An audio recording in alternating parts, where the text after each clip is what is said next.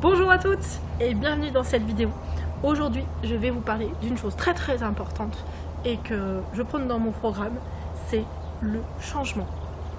Alors le changement, ok Nathalie, là c'est bien beau, je veux changer. Mais de quoi tu me parles exactement? En fait, j'ai envie de vous parler de joie. J'ai envie de vous parler de l'espace que vous prendrez à être vous-même. J'ai envie de, par cet espace, vous inviter à prendre plus de temps en fait pour... Bref, vraiment des changements quoi. Et souvent ce qui conditionne un petit peu ces changements, c'est un frein. Et ce frein-là, ça s'appelle la peur. Oui, la peur. De quoi on a peur? Mais non, on a peur de rien. C'est une idée... non, c'est parce que c'est à cause de... À cause de... Ok. Vous êtes en train encore de me raconter des conneries. Encore des bullshit. Allez, je vous emmène avec moi, je vais vous expliquer les différents types de peurs. Les peurs qui nous retiennent, les peurs qui nous empêchent d'avancer et les peurs qui nous empêchent de changer quelque chose qui nous déplaît profondément. Alors, il y en a particulier 5, j'aime bien ce chiffre, 5 sur lesquels je voulais venir aujourd'hui et c'est mon cadeau. Alors la première peur que j'ai envie de vous parler, c'est la peur de ne pas être aimé, la peur d'être rejeté parce qu'on n'est pas conforme à une attente, parce qu'on n'est pas conforme à une société, parce qu'on n'est pas conforme à quoi? À une norme que chaque personne se définit. Alors si tu attends que tout le monde t'aime, rien ne bougera. Tu ne bougeras jamais. Tu vas rester immobile en attendant que les autres te renvoient une image de satisfaction. Mais non, tout le monde critique. Et tu trouveras forcément dans toutes ces critiques, des critiques positives, des critiques constructives, des critiques négatives. Ok, qu'est-ce qu'on en fait de tout ça? Pourquoi j'ai peur? Pourquoi j'ai envie d'être aimé? Et pourquoi j'ai peur d'être rejeté? Pour pouvoir contrer cette peur d'être rejeté, cette peur profonde d'être aimé, il faut accepter le rejet. Il faut accepter le fait que certaines personnes ne nous aimeront pas. Jamais. Mettez ça sur le dos du feeling, je ne sais pas.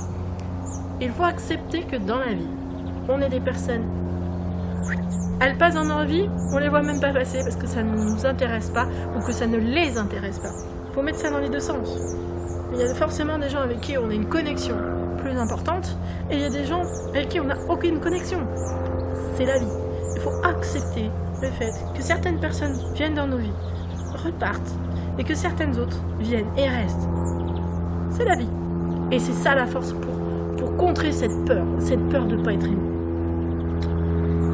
La deuxième peur que j'ai envie de te parler aujourd'hui, c'est la peur de ne pas être à la hauteur. De te dire, je suis incapable d'y arriver. C'est pas grave, je le ferai demain. Là, je le sens pas, je le ferai la semaine prochaine. C'est décidé, je commence la semaine prochaine.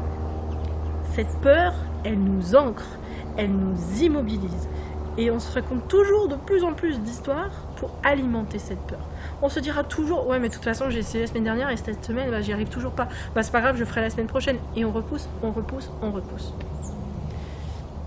Ok. Cette peur-là, moi je la trouve violente. Pourquoi? Parce qu'elle nous dépossède de plus en plus de qui on est. Cette peur-là, elle te détruit. Et comment tu fais pour te sortir de cette peur? Alors, cette peur, elle a une crainte.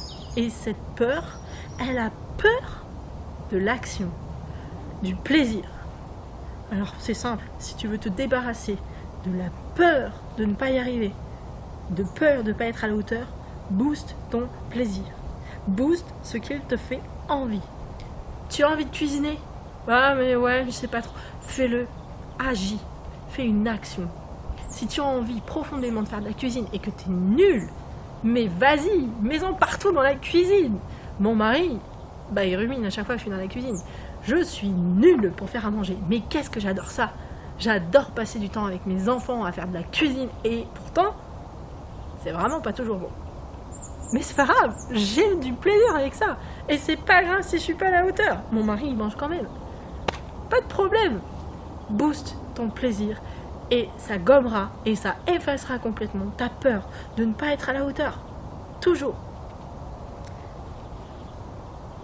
La troisième peur avec laquelle je voulais qu'on discute aujourd'hui, c'est la peur du manque. Comment te dire? Dans ta vie de tous les jours, tu as beaucoup de choses. On fait souvent le focus sur ce qui nous manque. Ok, j'ai des enfants, j'ai un mari. J'ai des maris, il faudrait vraiment me le dire parce que ça serait bizarre. J'ai un mari, j'ai des enfants dans ma vie de tous les jours. Donc forcément pour moi, mon cerveau, c'est acquis. Check. J'ai des passions. Check. J'ai un super job. Check. Mon cerveau, au fur et à mesure, il dresse la liste et il passe à la suite. La suite, c'est quoi? Le manque. J'ai peur de manquer de quelque chose.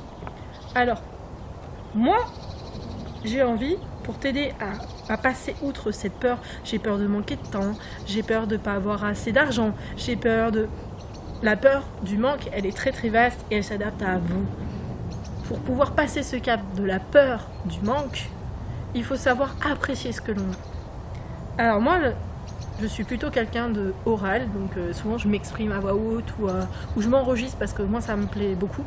Et c'est pour ça que je fais souvent beaucoup de vidéos avec vous. Moi, ce que j'aime particulièrement, c'est de m'exprimer, mais on peut très bien le faire par écrit ou faire des dessins. Voilà, c'est le support que vous voulez. Écrire, c'est dans 80% des cas, mes clientes me disent je préfère écrire. Alors je vous invite à utiliser ce support, d'écrire. Merci pour ce que j'ai déjà. Merci de m'avoir donné des cheveux qui rebiquent dans tous les sens. Merci de m'avoir donné des jolis yeux noisettes. Merci de m'avoir donné deux jolis enfants. Merci de m'avoir donné ma vie et merci, je sais pas, pour avoir obtenu mon diplôme de physique-chimie. C'est important ça aussi dans la vie. Je pense que il y a des choses que je devais refaire parce qu'elles manquent dans ma vie, c'est ces choses-là. Donc elles m'ont manqué à un moment donné, elles m'auraient manqué à un moment donné. Donc merci pour ces petites choses-là. Merci d'avoir une belle maison. Voilà, faites le bilan en fait de ce que vous avez dans votre vie.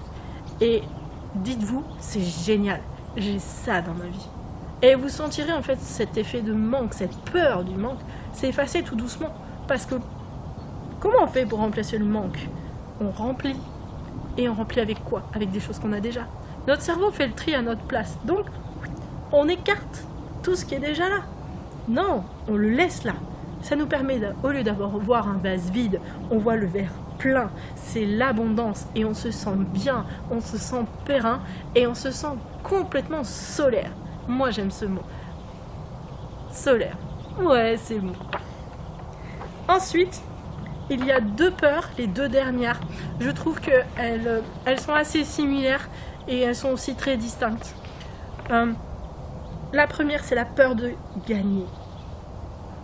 Peur de gagner? Non mais c'est pas possible. Quand je veux absolument avoir mon diplôme, je sais que la dernière ligne droite, c'est jeudi prochain, il faut que je bûche comme une malade et que j'ai mon diplôme.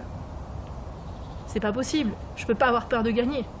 Et pourtant, la toute petite dernière étape, se dire oh là là, mais je vais y arriver, oh là là, mais c'est impressionnant, est-ce que je veux vraiment y arriver, oh là là, j'ai de l'émotion là, ça c'est une peur. Tu peux te dire aussi effectivement j'ai envie de gagner, mais je suis sûre que je la mérite pas cette victoire. Ouais, de toute façon on va me dire ouais mais c'est normal, c'était évident vu tes compétences ou vu ton talent. Et ces choses-là, ça nous infuse. Et cette peur de gagner, elle peut rester bien plus tenace. Alors, pour te débarrasser de cette peur, c'est très facile. La peur de gagner, tu te regardes dans le miroir. Et tu te regardes, vraiment. Et tu dis, j'ai le droit d'y arriver. J'ai envie d'y arriver. Je vais y arriver. J'ai le droit. Et je vais y arriver.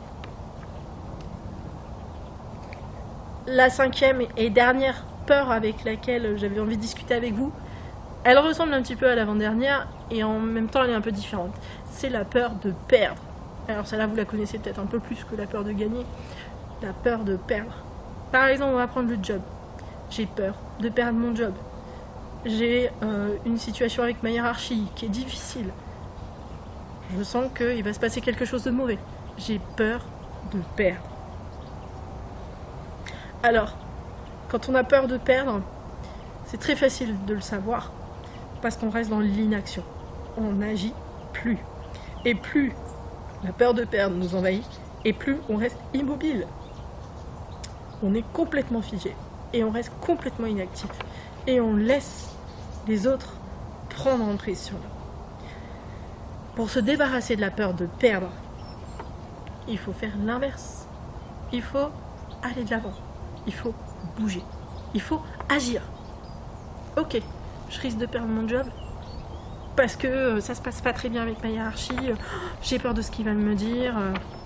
Sollicite-le. Va le voir. Discute. Écoute, moi en ce moment je ressens ça. J'ai besoin de voir un peu plus clair. Est-ce qu'on peut prendre 5 minutes pour en discuter? Ok, tu as discuté avec lui. Effectivement, il y a une restructuration, mais tu as peur de perdre. Ça peut arriver de perdre, réellement. Mais tu es préparé à ça. Et tu sais que même si tu vas perdre quelque chose, tu as ton an fort, tu as peur de gagner. Tu as ton an fort qui est pleine. Tu as plein de choses dans ta vie. Et tu sais que tu vas pouvoir rebondir. Et tu vas pouvoir agir. Simple, non. Pas si simple. Mais c'est déjà un bon début. Alors pour toi, c'est laquelle la plus grande de tes peurs? Est-ce que tu comptes y remédier avec les astuces que je viens de te donner? Je l'espère en tout cas. Si tu veux profiter de mon expérience et profiter d'un coaching avec moi et t'accompagner pendant 12 semaines, je t'invite à cliquer en dessous de la vidéo pour prendre un rendez-vous avec moi par téléphone et voir si je peux t'aider à aller bien plus loin dans ta vie et te reconnecter à toi-même. Je te dis à très vite par téléphone ou à très bientôt.